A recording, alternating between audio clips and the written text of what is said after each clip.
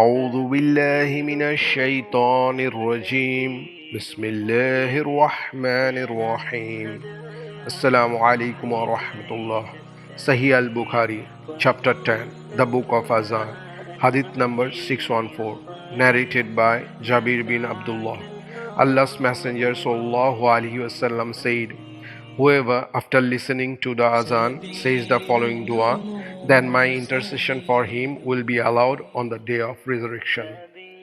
اللهم رب هذه الدعوة التامة والصلاة القائمة آت محمدا الوسيلة والفضيلة وبعثه مقاما محمودا الذي وعدته।